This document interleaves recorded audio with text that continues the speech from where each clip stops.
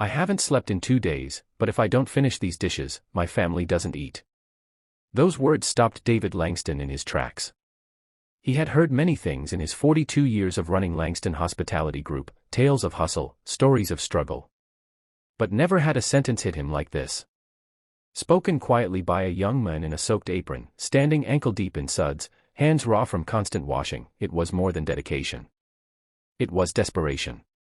But David wasn't supposed to be David Langston today.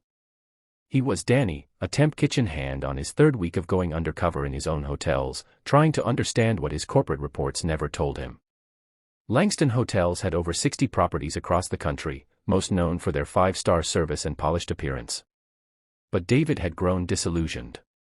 His boardroom meetings had become cold numbers and corporate jargon, far removed from the actual lives behind the scenes. He'd launched an initiative.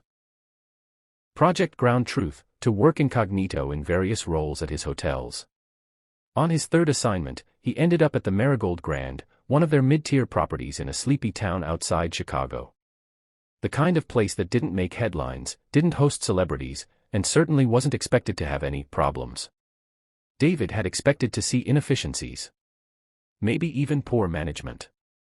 He hadn't expected to meet Luis.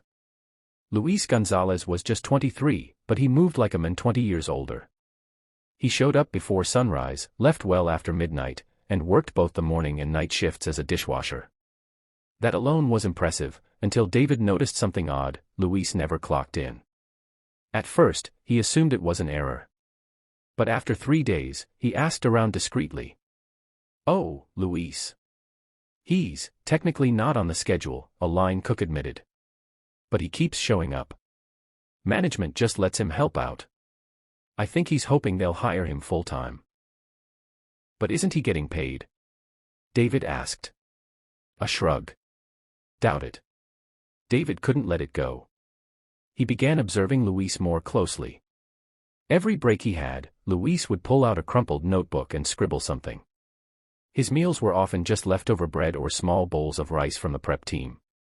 When David tried talking to him, Luis was polite, warm, even, but guarded.